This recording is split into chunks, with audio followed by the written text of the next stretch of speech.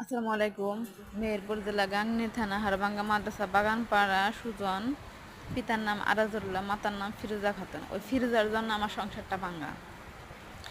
আমি সবাইকে জানাতে চাই ওই ফিরোজার জন্য আমার সংসারটা ভাঙ্গা।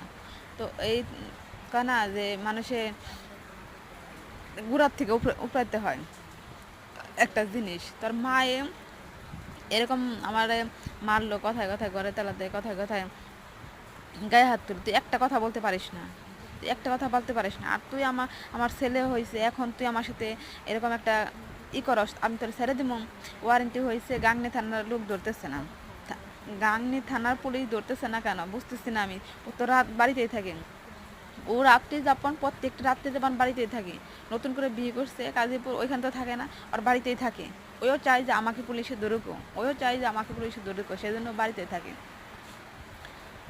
তো আমি চাইতেছি যে এটা প্লিজ সবাই একটু শেয়ার করেন, শেয়ার করে একটু মানে এলো কেউ না কেউ আমাকে তো একটু হেল্প করতে পারবেন, কেউ না কেউ আমাকে তো একটু হেল্প করতে পারেন। দুনিয়াতে এত কিছু হইতেছে, আমাকে কেউ হেল্প করবো না? আমাকে কেউ হেল্প করবো? প্লিজ কেউ না কেউ আমাকে একটু হেল্প করেন প্লিজ। দুনিয়াতে এত কিছু হইতেছে, আমাকে কেউ একটু হেল্প করবো না? আমি চাই যে সুজনকে জেলে নে, কুটের মাধ্যমে যা হয় হবে, কুটের মাধ্যমে যা হয় হবে। তুমি মারছো আমার বাড়িতে এসে, তুমি মাইরা গেছো, তারপর আমি কিচ্ছু বলি নি।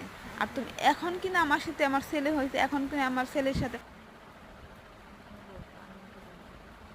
আমার সাথে যেরকম করতেছো আমার ছেলের সাথে ওরকম করতেছো। আমার বাড়িতে এসে তুমি মাইরা গেছো, আমার বাড়িতে এসে তোমরা মাইরা গেছো, তারপর কিচ্ছু বলি নাই, তারপর কিচ্ছু বলি নাই। আর এখন আমার ছেলে হয়েছে, এখন তোমরা কাহিনী শুরু করছো, একটা একটা কাহিনী শুরু করছো, তাই না?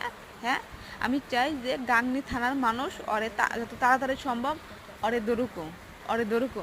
হ্যাঁ, আশেপাশে লোকজনকে জিজ্ঞেস করেন, তাতেই আপনারা খোঁজ পেয়ে যাবেন।